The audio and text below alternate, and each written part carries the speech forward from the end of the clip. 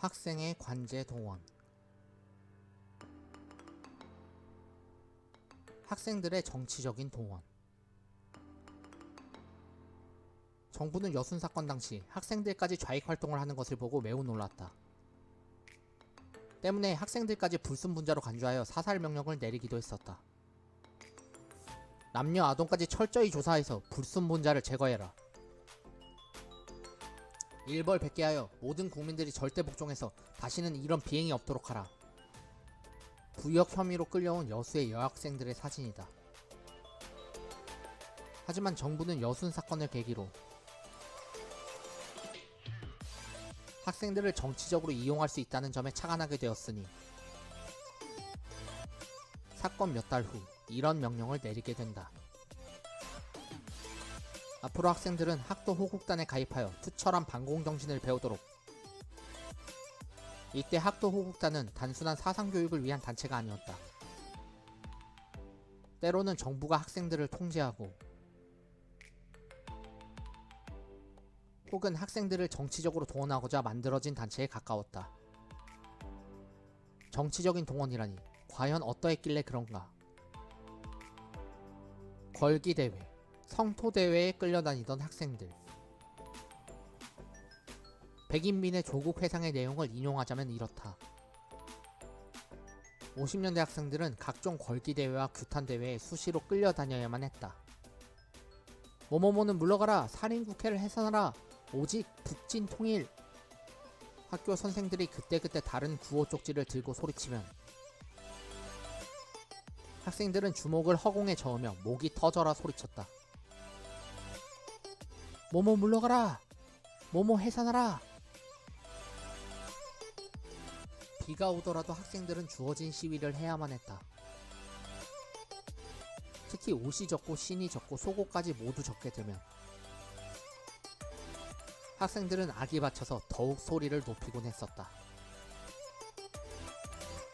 뭐뭐 물러가라, 땡땡 해산하라. 수업을 하다가도 훈육주임이 호루라기를 불면 학생들은 운동장으로 우르르 집합해야만 했고 미리 준비된 플랜카드를 들고 시내로 달려나가 핏대를 울리며 시위를 해야만 했었다. 때로는 나팔을 불며 시가 행진을 하기도 했다. 서울에서는 흔히 을지로나 종로를 거쳐 시청 앞까지 가두행진을 하는 경우가 많았다. 학생들 모두가 짜증나고 하기 싫은 일이었다. 하지만 걸기대회에 나오지 않으면 배급을 주지 않거나 이름을 적어간다는 소리에 질려서 어쩔 수 없이 학생들은 시위에 동원될 수밖에 없었다. 대구 매일신문 테러 사건.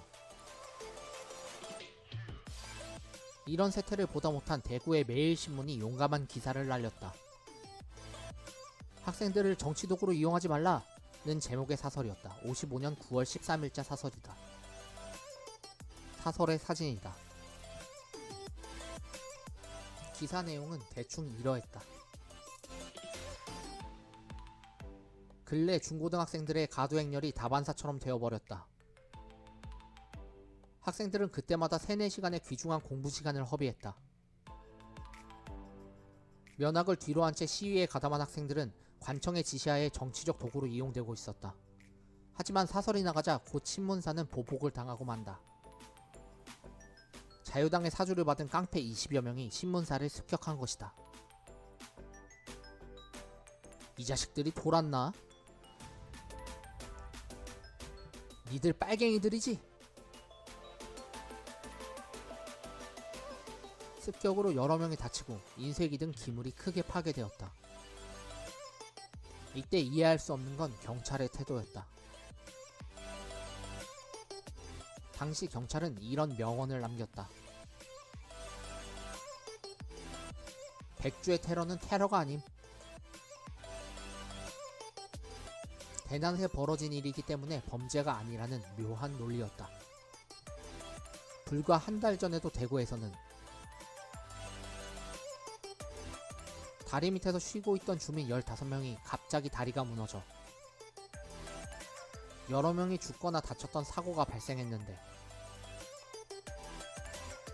그때도 경찰은 이런 말을 남긴 바 있었다. 다리 밑에 들어간 사람들의 잘못임.